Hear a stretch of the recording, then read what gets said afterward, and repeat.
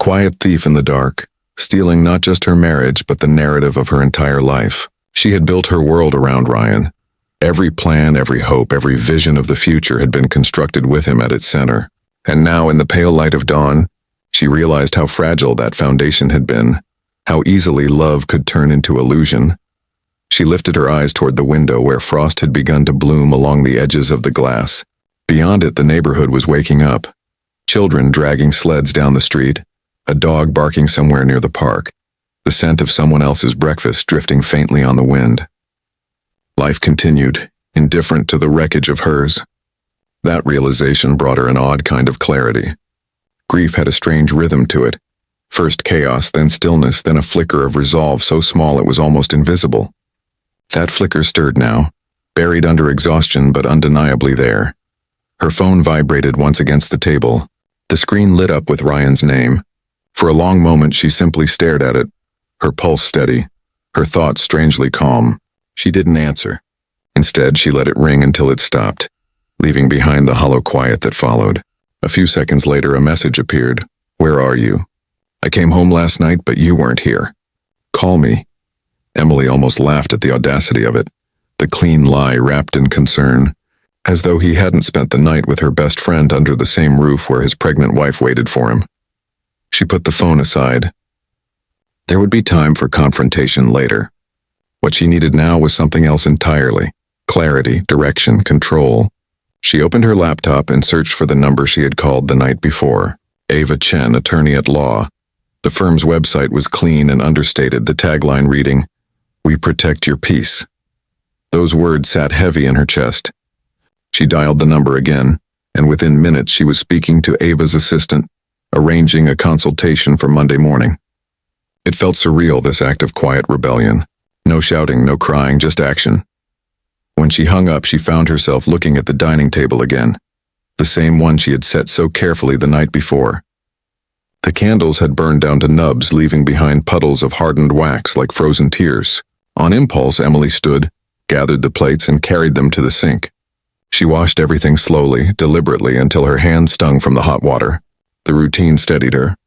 It was something she could control, a small rebellion against the chaos inside her. Upstairs, the nursery door was slightly ajar. She pushed it open, standing in the doorway for a long time before stepping inside. The walls were painted a soft sage green, the crib assembled and waiting, the mobile above it shaped like stars and clouds. It had been Chloe's idea. The color, the theme, even the little shelf of storybooks arranged neatly by size. The sight of it now brought a bitter ache to Emily's throat. But beneath the pain was something else, an awakening awareness that this space, this child, this future, belonged to her alone now. Ryan had forfeited his place here the moment he chose deceit over devotion. She sank into the old rocking chair beside the crib, the same one her mother had used when Emily was a baby. The wood creaked softly beneath her as she leaned back, one hand resting on her belly. "We're okay," she murmured again, this time not as reassurance but as a promise. "We'll be okay." By afternoon, snow had begun to fall, a slow, deliberate drift that painted the street in silence. Emily watched it from the living room window, her tea replaced by a notebook she had pulled from the drawer. It had been years since she'd written anything personal. The first page was blank for several minutes as she sat there, pen hovering, unsure where to begin. Then, without thinking, she started to write. Not to Ryan, not even to Chloe, but to herself.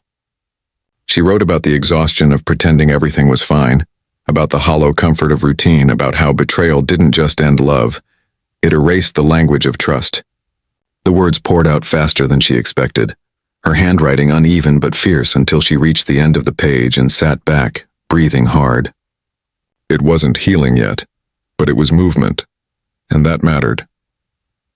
When dusk fell, the house glowed faintly under the soft amber of the lamps. She made soup for dinner, simple and warm, and ate in silence while the baby kicked lightly beneath her ribs. There was a strange tenderness in the moment, a quiet acceptance that the worst had already unfolded, and everything from here would be rebuilding. She didn't know what the future held or how the pieces of her life would fit together again, but she knew one thing with absolute certainty. She would not beg for love that had betrayed her. At 8:30, The sound of a car pulling into the driveway shattered the fragile calm. She froze, spoon midair, as headlights swept across the wall. Ryan, of course. The front door opened seconds later, followed by his familiar voice calling her name with practiced warmth. "Em, you home?" She didn't answer. She simply waited, letting him come to her. When he appeared in the kitchen doorway, he looked almost exactly as he had yesterday. Hair perfectly styled, coat still dusted with the cold, eyes carrying that same performative concern he had mastered so well. For a moment he hesitated, taking in the scene. The clean dishes, the uneaten food, the exhaustion etched across her face. "I tried calling," he said softly. "You didn't answer." Emily looked at him, and for the first time there was no ache, no yearning, no desperate need to understand. "Only detachment. I saw you," she said simply. Her voice was calm, almost gentle. "Last night, the cameras caught everything." The words seemed to hang in the air like smoke. Ryan blinked, the practiced ease slipping from his expression. "Em, it's not what you think." "Don't," she interrupted, her tone sharper now. "Please don't insult me with lies. You were with Chloe. You came into our home. You stood in this room with her while I sat here waiting for you." His mouth opened and closed, the silence between them thick with the sound of everything breaking that could still break. "I didn't mean for you to find out like that," he managed finally. A bitter laugh escaped her. "You didn't mean for me to find out at all." He stepped closer, lowering his voice as if tenderness could erase betrayal. "Emily, I made a mistake. I was drunk, I was angry, we were arguing so much." She looked at him then, really looked, and saw the truth behind every word. He wasn't sorry for what he'd done. He was sorry he'd been caught. "You don't get to rewrite this," she said quietly. "You don't get to frame your choices as accidents. You chose her. You chose to humiliate me. You chose to destroy our marriage." Her voice didn't waver, though her hands trembled slightly against the table. Ryan sighed, frustration slipping through the cracks of his performance. "I think you're overreacting. We can work through this. I love you, Em. You know I do. Love isn't supposed to feel like this." Her words came out low, steady, and I'm done pretending it does. For a long moment they just stood there, two strangers surrounded by the ghost of a home they had built together. Then Emily reached for the small stack of papers she had printed earlier that afternoon and slid them across the table toward him. "I already contacted a lawyer," she said. "Ava Chen, I'm filing for divorce." His eyes widened. "You can't be serious." "I've never been more serious." He stared at her, the facade of control slipping entirely now, anger flashing across his face. "You're not thinking clearly. You're emotional, you're pregnant, and you're a liar," she interrupted again. "So maybe we're both done making excuses." He stood there for another moment, breathing hard, then turned sharply and left the room, the front door slamming behind him. The sound echoed through the house like the closing of a chapter. When silence returned, Emily let out a long breath she hadn't realized she was holding. She sank into the chair, every muscle trembling from the weight of the confrontation. The tears came then, hot, unrestrained, purging. But beneath them, deep down, was a calm that hadn't existed before. It was as if, by speaking the truth aloud, she had reclaimed something that had been taken from her piece by piece over the years. That night, as she lay in bed, she whispered to the child inside her, "We're free now." And for the first time in months, she slept. Not peacefully, not yet, but without fear. The hotel door Monday morning arrived with the dull heaviness of rain pressing against the windows, each droplet tracing a slow, uncertain path down the glass. The weekend had passed in a blur of exhaustion and numb resolve, each hour blending into the next as Emily tried to remember what ordinary felt like. She had gone through the motions, eating, sleeping, answering calls from her mother with vague reassurances that she was fine, but her mind had been elsewhere, hovering somewhere between the person she had been and the woman she was becoming. Now, sitting in the waiting area of Ava Chen and Associates, she felt a strange sense of calm settle over her. Not peace exactly, but steadiness, the kind that came when there was nothing left to lose. The law office was minimalist, all clean lines and muted tones, the faint scent of sandalwood drifting through the air. A receptionist led her down a hallway to a glass-walled office where Ava Chen sat behind a sleek wooden desk, her posture perfect, her expression composed. She rose when Emily entered, her handshake firm but warm, her eyes sharp with quiet intelligence. "Emily Carter," she said. "I'm glad you reached out. Please have a seat." Emily sat clutching the folder she had brought, copies of financial statements, mortgage papers, photos, and most importantly, the footage from the night of Thanksgiving. For a moment, she didn't know where to begin, but Ava didn't rush her.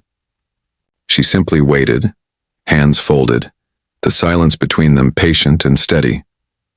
Finally, Emily exhaled and began to speak. She told her everything. The distance that had crept into the marriage, the lies disguised as late nights, the betrayal she'd seen unfold on the security footage. She didn't cry. The tears had already been spent. What remained now was a dry, burning clarity. When she finished, Ava leaned back in her chair, studying her for a long moment. "You've already done something most people never do," she said quietly. "You stopped waiting for someone to save you." Emily blinked, unsure how to respond. Ava continued, her voice calm but firm. "This isn't just about divorce. It's about power, about reclaiming what was taken from you. You've been living in a reality shaped by someone else's choices. Now you get to shape your own." She slid a few papers across the desk. "We'll file for divorce immediately. Based on what you've shown me, this is a clear case of adultery and emotional distress. You'll have the upper hand, especially given your pregnancy. But I need you to be ready for what comes next. He will push back, he will play the victim, and he will try to make you doubt yourself." Emily nodded slowly. "He already has." "Then don't give him another inch," Ava said, her tone softening. "People like your husband rely on guilt to keep control. The moment you stop feeling responsible for his choices, you're free." The meeting ended with a plan. Filings to be made, documents to collect, accounts to secure. As Emily left the office, the rain had stopped and the sky was beginning to break open in patches of muted blue. She walked slowly down the street, one hand resting on her belly, the other gripping the folder like a shield. It was strange how solid the world looked now, how vividly she noticed everything: the shimmer of wet pavement, the hum of distant traffic, the faint scent of roasted coffee from the cafe on the corner. It was as if pain had sharpened her vision, stripping away the illusions and leaving behind something raw and honest. Later that week, she received a message from Ryan. It was polite, measured, the tone carefully crafted to sound reasonable. "We need to talk. I think we should handle this privately before lawyers get involved. Can we meet?" For a long time, she stared at the screen, considering. Part of her wanted to ignore it, to let Ava handle everything. But another part, the part that had been silenced for years, wanted to face him, to look him in the eye without fear. And so she replied with 3 words that surprised even her. "Tell me where." The address came through a few minutes later. The Halston Hotel, downtown. The same hotel where Ryan often hosted clients, the same one she had once helped him book for business dinners. Something inside her tightened at the irony. She agreed to meet him that evening. When she arrived, the city was draped in twilight, the streets glowing with reflections of neon signs and passing headlights. The lobby was, as she remembered, opulent, without warmth, a blend of glass, marble, and indifference. She saw him immediately, waiting near the bar in a pressed suit, his posture the same confident arrogance that had once seemed magnetic. For a brief moment, she felt the ghost of old affection flicker inside her. Then it vanished, extinguished by the memory of what he had done. He stood when she approached, smiling tightly. "You look beautiful," he said, as though the words could rewind time. She sat down without returning the compliment. "What do you want, Ryan?" He exhaled, trying to soften the edges of his frustration. "I want to talk. We've both said things in anger, and I think we can still fix this. I made a mistake, Emily. I got caught up in something stupid, but I don't want to lose my family." She looked at him for a long time before answering, her voice quiet but unyielding. "You already did." His jaw tightened. "So that's it? You're just going to throw everything away because of one night?" "One night?" she repeated, her tone sharp with disbelief. "You think it was just one night? You've been building that lie for months.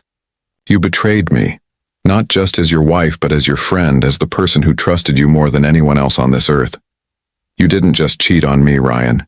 You erased me." The words landed like stones, heavy and precise. For a moment, he looked almost wounded, but she saw through it now. The performance, the manipulation, the attempt to twist her pain into guilt. "I've already filed," she said finally. "My lawyer will handle the rest." He leaned forward, his voice dropping lower, colder. "You really think you can do this alone? You're about to have a baby, Emily. You need stability. You need me." She met his gaze without flinching. "No, Ryan, I need peace. And that's something you'll never be able to give me." For the first time, he had no reply. The silence that followed was thick, almost sacred. Emily stood, her hands steady, her shoulders straight. "Goodbye, Ryan." As she turned to leave, something caught her eye. A flash of familiar blonde hair near the elevator. Chloe. She stood there, pretending to check her phone, but her face was pale, her eyes flicking nervously toward them. For a moment, their gazes met across the lobby. It was not hatred Emily felt in that instant, but something stranger. Pity. Chloe looked smaller somehow, diminished, like someone who had built her confidence on borrowed light and was now standing in the dark. Emily didn't stop. She walked past her without a word, through the glass doors and into the cool night air. The city lights reflected in puddles along the sidewalk, each one a tiny universe shimmering at her feet. She breathed in deeply, feeling the cold fill her lungs. For the first time since that awful Thanksgiving night, she didn't feel trapped or broken. She felt awake. When she reached home, the house greeted her with silence again. But this time, it didn't feel like emptiness. It felt like space. Space to rebuild, to grow, to begin again. She went upstairs, changed into her robe, and stood before the mirror. Her reflection was not soft or fragile anymore. There was a new sharpness in her eyes, the quiet kind of strength that didn't need to announce itself. She placed her hand over her belly and whispered, "We're almost there, sweetheart. Just a little more, and we'll be free." The baby kicked gently in response, as if answering. And somewhere, in that quiet, in that fragile exchange between mother and child, Emily understood something profound. Strength isn't born from never breaking. It's born from the decision to stand up again when everything you love has turned to ash. The custody threat winter settled over Chicago, like a long, slow exhale. Gray skies stretched endlessly above the frozen streets, and every gust of wind felt like it carried whispers of the past. Inside her small apartment, Emily was beginning to breathe differently. The air no longer tasted of grief. It carried hints of something new, still uncertain, but alive. It had been nearly 3 weeks since she had last seen Ryan, and during those 21 days she had learned more about herself than she had in the last 3 years of marriage. The divorce papers had been filed. Ava was guiding her step by step, and she had started attending prenatal yoga again, connecting with other expectant mothers who spoke of their fears and hopes with the kind of honesty she had forgotten existed. She wasn't healed yet, but she was learning the language of healing. Then came the letter. It arrived on a dull Wednesday morning, folded neatly in an envelope stamped with Ryan's lawyer's insignia. The handwriting on the front was not his. Too precise, too impersonal, and yet her heart still stuttered when she saw her name printed there. She sat down at the kitchen table, her hands trembling slightly as she tore it open. The words were short, clinical, devastating. Notice of intent to seek full custody. The letter claimed that Emily was emotionally unstable and unfit to provide consistent care due to psychological distress and lack of support structure. For a moment, she couldn't breathe. The words blurred, her mind refusing to accept their meaning. It felt like falling again, like every bit of progress she had made was being ripped away in a single motion. He was trying to take her child, her baby, the one person she had fought to protect through every moment of heartbreak and fear. She called Ava immediately, her voice shaking. "He's trying to take my baby. He's saying I'm unstable. He's saying—" "I know," Ava interrupted calmly, though her tone hardened beneath the surface. I've seen this before. It's a classic tactic. When they lose emotional control, they turn to legal control. He wants to scare you into surrendering. Don't panic. We'll fight this. But he's using lies. He's saying I'm mentally unfit. He's talking to my employer, Ava. He's talking to my supervisor. Ava's voice grew quieter, deliberate. Then we'll expose the manipulation. We'll gather statements from your coworkers, from your doctor, anyone who has seen your stability and strength. You're a registered nurse. You care for people for a living. That speaks louder than any lawyer's words. Trust me, truth wins, but we'll need to be strategic. Do not confront him directly. Let me handle the filings. When the call ended, Emily sat for a long time staring at the letter, the paper crumpling beneath her fingers. The apartment was silent except for the hum of the refrigerator and the faint ticking of the clock on the wall. She could feel her heart beating too hard, too fast, as if her body was reminding her that she was still here, that she had something worth fighting for. Then she stood slowly, deliberately, and placed the letter back into the envelope. She wouldn't let this man, who had already stripped her of so much, take away the one thing that gave her purpose. Later that afternoon, she went to the hospital to meet with her supervisor, Dr. Miriam Keller, a woman she respected deeply. Miriam's office was filled with photographs of smiling families and thank you cards from patients, reminders of what compassion could create. Emily explained everything, her voice trembling only slightly as she spoke. Miriam listened carefully, then placed a reassuring hand over hers. Emily, I've worked with you for 5 years. You've never been anything but competent and kind. If anyone contacts me about your stability, they'll hear the truth from me directly. You're one of the strongest women I've ever met. The words settled into Emily's heart like warmth returning to frozen skin. Strength wasn't about never being afraid. It was about standing upright even when your legs shook. She thanked Miriam, and on her way out of the hospital, she paused by the neonatal ward window. Rows of tiny lives lay beneath soft blue lights, each one fighting in its own quiet way. One of the nurses beside her smiled and said, "You're going to be such a good mom." That night, Emily couldn't sleep. The city outside her window glowed faintly under the snow, each flake drifting past like a secret whispered from the sky.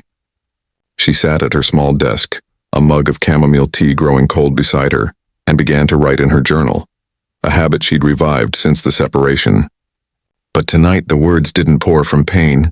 They came from resolve. He will not define me. He can take my name off his mailbox, my clothes out of his closet, but he will never take my voice again.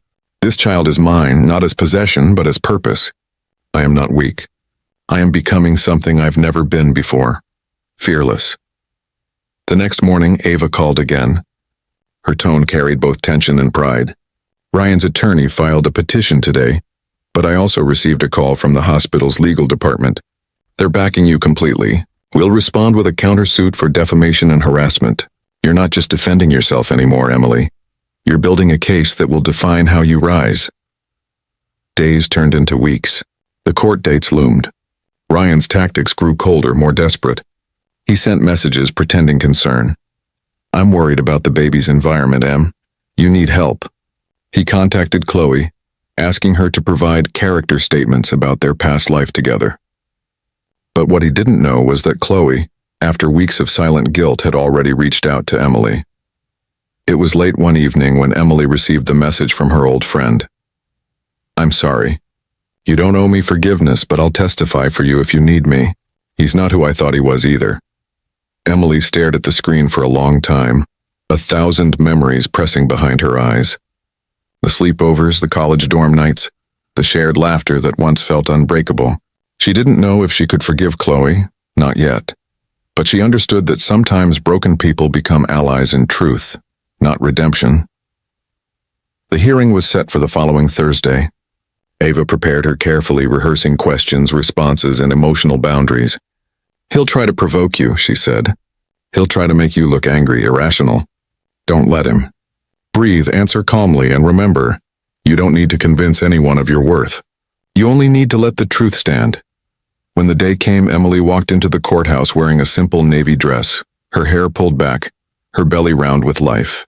The air smelled of old wood and legal paper, the echo of footsteps reverberating through the hallways. Ryan was already there, sitting with his lawyer, his expression polished but hollow. For a fleeting second, She saw the man she had once loved, the laughter, the dreams, the promises.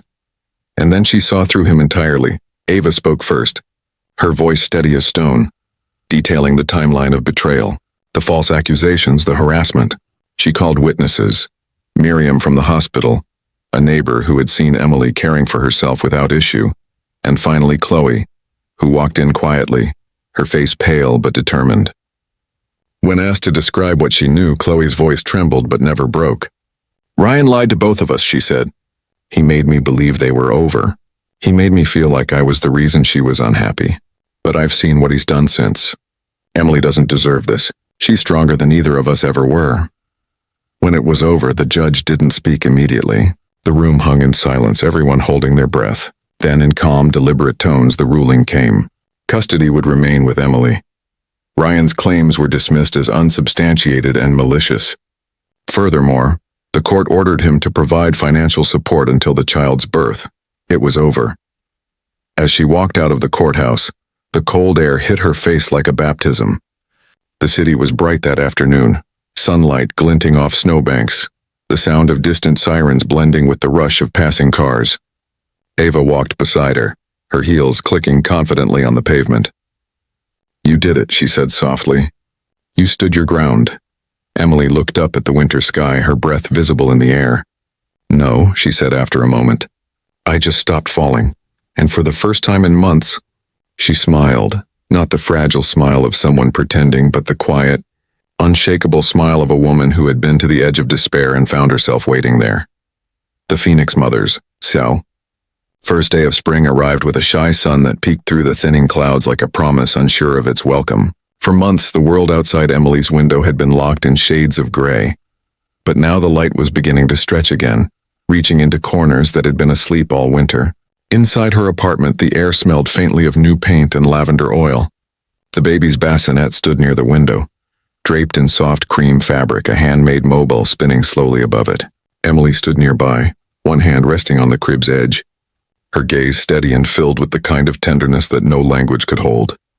Her daughter, Lila, was only 2 weeks old, but already her presence had changed everything. She was small but fierce, her cries sharp, her eyes impossibly bright for someone so new.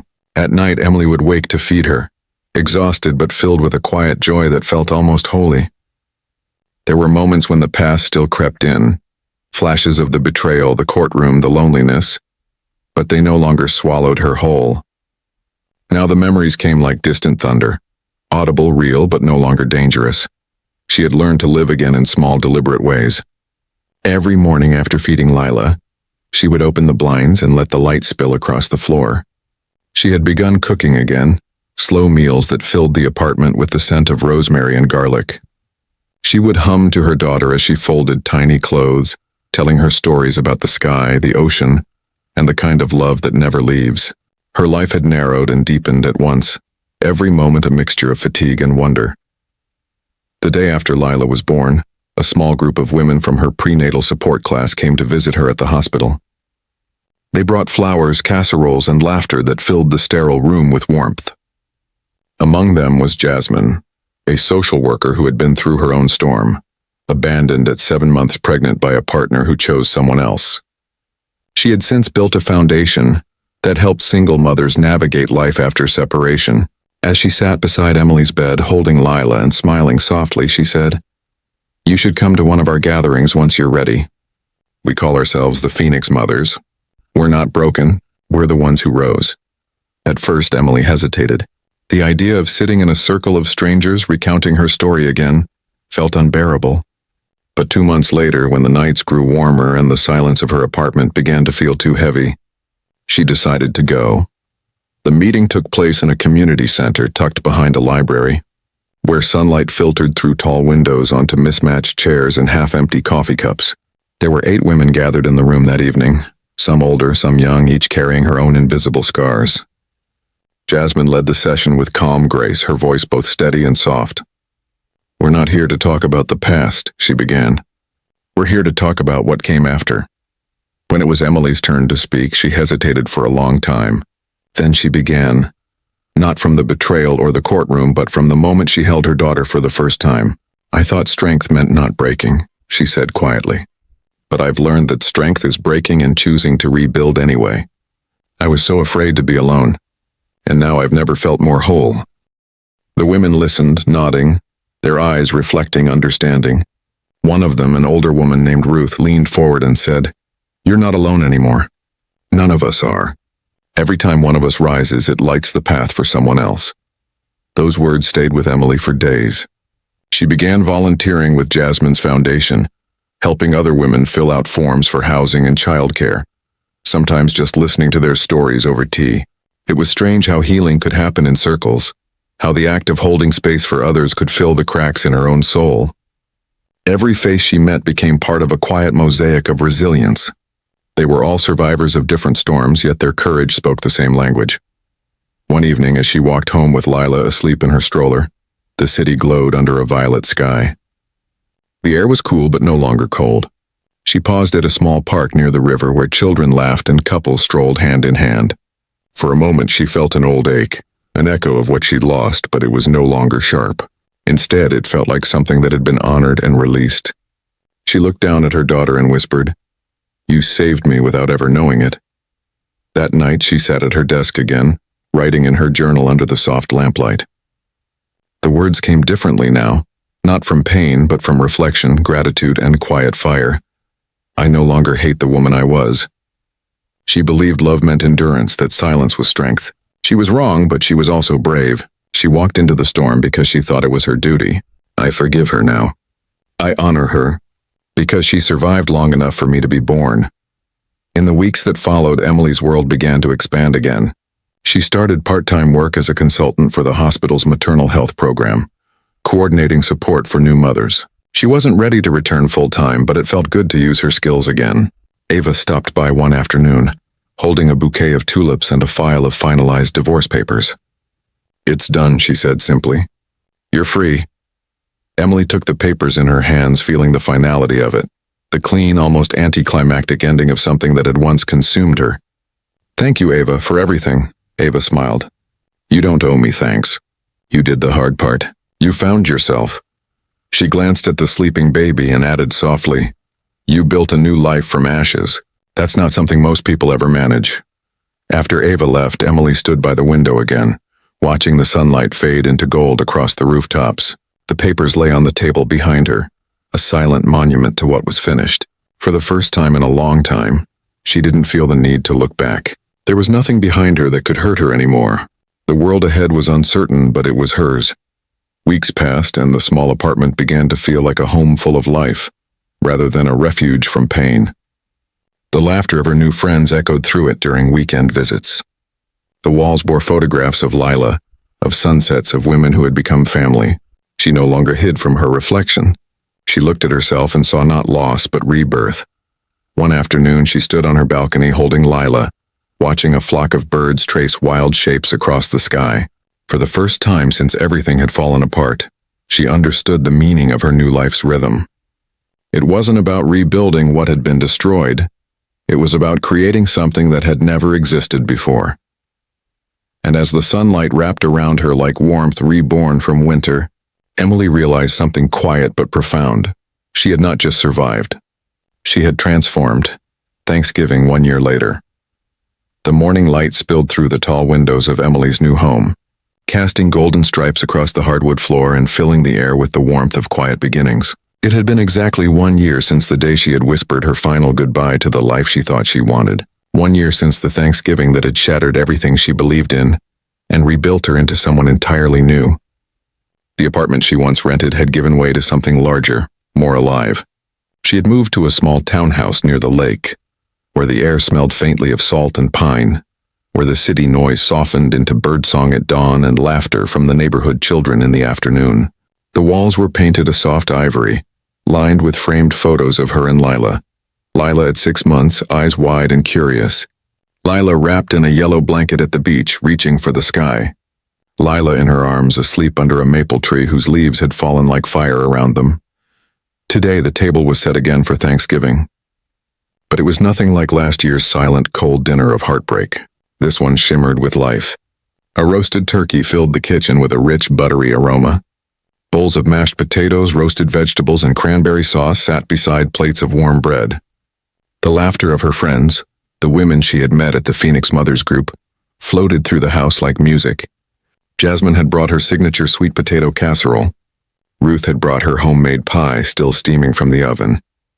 They moved through the kitchen together with the comfortable rhythm of women who had learned to rely on one another, who had replaced what they lost with something purer. Chosen family. Lila, now nearly 1-year-old, toddled between them on uncertain legs, her laughter bright and unstoppable. Emily bent to scoop her up, pressing a kiss to her daughter's forehead. "Careful, little love," she whispered with a smile. "You've got the whole world waiting for you." Lila giggled, patting her mother's face as though to say, "It's already ours." The doorbell rang just as Emily was setting the final plate. She wasn't expecting anyone else, but when she opened the door, she found a delivery man standing on the porch holding a single white envelope. "This was left at the office for you," he said, glancing at his clipboard. No sender listed. She thanked him, closing the door softly behind her. For a moment, she just stood there holding the envelope, her breath catching in that quiet, familiar tension between curiosity and memory.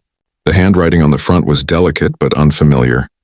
She opened it carefully, her fingers trembling slightly, and unfolded the single sheet of paper inside. The letter was short, no more than a few lines. "Emily, I heard about your daughter from a mutual friend. I know I'm the last person you'd ever want to hear from, but I needed to say this. I'm sorry. For everything. For the lies, for the part I played in your pain. You didn't deserve any of it. I left Ryan months ago. He's not the person I believed he was. I'm rebuilding my life too. Quietly, one day at a time. If you ever decide to forgive me, not for me, but for yourself, I'll be grateful just to know you found peace. Happy Thanksgiving." Chloe Emily read the words twice, slowly. The first time, her chest tightened with the echo of old betrayal, with the ghost of a friendship that once defined her youth. But the second time, something inside her loosened. The pain didn't surge. It simply faded like a shadow dissolving under sunlight. She folded the letter gently, setting it on the counter beside a vase of tulips. She didn't need to respond. Forgiveness, she had learned, was not a gift given to others. It was the air you breathed to free yourself. And she had already forgiven in her own quiet way long before this letter arrived. The rest of the day unfolded like a song. The women ate, laughed, and told stories of their journeys, of children, new jobs, new dreams. Ruth spoke of the book she was writing. Jasmine shared that she was planning to expand the foundation to more cities. Emily listened, her heart swelling with pride and belonging. When someone asked her how it felt being here 1 year later, she paused and looked around the table, the flicker of candles, the hum of conversation, the small hand of her daughter reaching for mashed potatoes, and she said softly, "It feels like breathing again." Later, when the house quieted and the last of the dishes were drying by the sink, Emily took Lila outside onto the small balcony overlooking the lake. The air was cool and still, carrying the scent of autumn leaves and distant bonfires. The moon hung low above the water, wide and luminous, and its reflection rippled across the surface like liquid light. She wrapped a blanket around them both, holding her daughter close. Lila's eyes were already heavy with sleep, her thumb resting against her lips. Emily looked out over the dark horizon and felt a deep, calm joy settle inside her chest. She thought about everything that had led her here.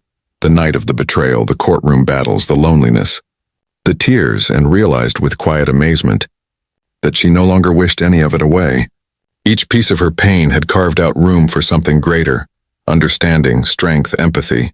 She was not the same woman who had once begged for love that came in fragments. She was whole now, not because someone completed her, but because she had chosen to complete herself. The empty table. The aroma of roasted turkey and caramelized yams drifted through the house like a comforting ghost from another time, filling the quiet with a deceptive sense of warmth. The old wooden dining table, refinished by Ryan himself just 3 years ago, was set for two. Candles flickering beside crystal glasses that caught the amber light and refracted it across the walls. Emily Carter, 7 months pregnant and exhausted from a long morning at the hospital, stood at the kitchen counter smoothing the tablecloth one last time, her movements deliberate, her heart silently hoping that this small gesture of normalcy might bring something back. Something she had begun to fear was already gone. Outside, Chicago's November air pressed cold against the windows, carrying with it the faint sound of distant car horns and the sharp bite of the coming winter. Inside, the clock on the mantel ticked past 7:30. Ryan was late again. He'd said he was finishing a project at the firm, that the client had requested last-minute revisions and that he might miss dinner but would try his best to be home soon. Emily wanted to believe him. She wanted to believe the soft sincerity in his voice, the way he'd brushed her hair from her face that morning before leaving, the light kiss on her forehead that had felt like muscle memory rather than affection. She wanted to believe that Thanksgiving still meant something to him, that their marriage, their home, their child-to-be still occupied a sacred place somewhere behind the polished facade he presented to the world. She glanced at her reflection in the glass of the oven door. Her face looked different these days, rounder, softer, but also tired, as though every heartbeat carried the weight of unspoken things. She adjusted the sweater over her growing belly, her hands instinctively caressing the curve that sheltered their unborn daughter. "It's okay," she whispered to the baby, forcing a small smile. "We're okay. We have each other." The silence answered back, thick and heavy. The doorbell rang once, sharp and unexpected. Emily startled slightly and wiped her hands on a towel before moving toward the door. But it wasn't Ryan. It was the delivery boy holding out a package addressed to him. She signed for it, her curiosity dulled by fatigue, and placed the small box on the console table. A faint whiff of perfume lingered on it. Not hers, not anything she'd ever worn. Something floral, expensive, foreign. She frowned but said nothing, telling herself she was imagining things. Hormones, pregnancy, overthinking. She tried calling him, once, then twice. No answer. The phone went straight to voicemail, his recorded voice cheerful and professional. "Hey, it's Ryan. Leave a message and I'll call you back." She didn't. What was there to say that hadn't already been said? Instead, she walked back into the dining room and sat down, her hands folding neatly in her lap as she stared at the empty chair across from her. The candles flickered again, taller now, their wax beginning to pool at the base. Outside, a gust of wind rattled the branches against the window. She closed her eyes, listening to the echo of laughter in her memory. Their first Thanksgiving together. The year they'd moved into this house, painting the nursery before dinner because Ryan insisted he wanted to get ahead of things. He'd made her promise they'd never spend a holiday apart. "No matter how busy we are," he'd said, "we'll always come home to each other." But home felt like an echo now, a shell of what it had been. By 9:30, the food had gone cold. Emily pushed back her chair and began to clear the plates, her hands trembling slightly as she scraped uneaten portions into the trash. A wave of nausea hit her, not from the pregnancy this time, but from the hollowness settling in her stomach. She leaned against the counter, trying to breathe, her mind replaying every sign she had ignored, the late nights, the guarded text messages, the way he'd changed his password, the sudden expensive cologne that wasn't his usual brand, and then uninvited another memory. Chloe Bennett's laughter at their anniversary dinner last spring. Chloe, her best friend since childhood. Chloe, who'd been at every milestone of Emily's life. Chloe, who had hugged her tightly at her baby shower and whispered, "You're glowing. Ryan must be so proud." Something inside Emily twisted. She reached for her phone again, opening the app for their smart home system. It was a reflex. Sometimes she'd check the cameras if she heard noises outside, especially now that she was alone so often. The dashboard loaded slowly, the connection lagging until finally the screen filled with the familiar layout of their living room. The motion indicator blinked red, active. She frowned. Ryan had said he was working late, so why was there movement detected at home? Her thumb hesitated over the play button before she pressed it. The footage showed Ryan entering the house just before 8. He was not alone. Chloe followed him in, her bright coat slipping off her shoulders as he closed the door behind her. The camera captured only fragments, the side of his face, her hand brushing his arm, but it was enough. Enough to feel the world tilt beneath her feet. Emily froze, unable to breathe. The sounds in the background, soft laughter, the clink of glasses, the unmistakable hum of intimacy, played like a cruel soundtrack to the unraveling of everything she thought was true. Her phone slid from her hand and clattered onto the tile. For a long time, she didn't move. She stood there, staring at nothing, her mind hollow, her heartbeat roaring in her ears. The air felt thick, suffocating. She thought of the nursery upstairs, the crib Ryan had assembled, the pastel curtains she and Chloe had chosen together. She thought of the ultrasound photo pinned to the fridge, the tiny heartbeat they'd both celebrated, She thought of promises whispered in the dark, of trust built over years, of friendship that had felt like family. It all crumbled in a single moment of clarity. When she finally picked up the phone again, her hands were steady, her voice low. She opened her messages, scrolled to Ryan's name, and typed just 3 words. Happy Thanksgiving, Ryan. Then she turned off the lights, blew out the candles, and sat back down at the empty table. Outside, the city hummed with distant celebration. Families gathering, laughter spilling from windows, the faint sound of fireworks somewhere along the lakefront. Inside, Emily Carter sat alone in her quiet house, the taste of salt and smoke lingering on her lips. She rested her hand on her belly, feeling a faint kick beneath her palm. The tiny movement grounded her, pulled her back from the edge of despair. It's just us now, she whispered to the baby. And that's enough. Her voice cracked on the last word, but she meant it. For the first time that night, she meant it. When midnight came, she went upstairs, her body aching with the weight of exhaustion and heartbreak. In the bedroom, the sheets still carried his scent. She changed them in silence, stripped the bed clean, and opened the window to let in the cold air. The wind swept through the room, lifting the curtains and scattering a few old photographs from the nightstand. One landed face up by her feet, her and Chloe on the beach laughing, arms around each other, carefree and unbreakable. Emily stared at it for a moment, then picked it up and set it aside, her expression unreadable. She lay down and stared at the ceiling until dawn, her mind a blur of images and memories, her heart torn between grief and a strange rising calm. Somewhere deep inside, something had shifted, something small but certain, a seed of strength that had been waiting in silence, waiting for this exact moment to awaken. When the first light of morning touched the edge of the window, Emily rose, her movement slow but deliberate. She made herself a cup of tea and sat by the window, watching the pale sun climb above the rooftops. The city stirred to life again, unaware that in one quiet home on the south side, a woman had just decided to end her marriage. It wasn't rage that guided her anymore. It was clarity. She picked up her phone once more, opened her contacts, and found the number she hadn't used in years. Ava Chen, the attorney who had once helped a friend through a brutal divorce. She hesitated for only a moment before pressing call. When Ava's calm voice answered, Emily took a deep breath and said softly, "Good morning? I think I need your help." The words hung in the air like the first breath of winter, cold, sharp, but cleansing. The beginning of something new. And as the light filled the room, Emily finally smiled, not out of happiness, not yet, but out of certainty that the worst had already happened, and she was still standing. Ashes of forever. The morning after Thanksgiving rose gray and brittle, as though even the sun was hesitant to cross the horizon.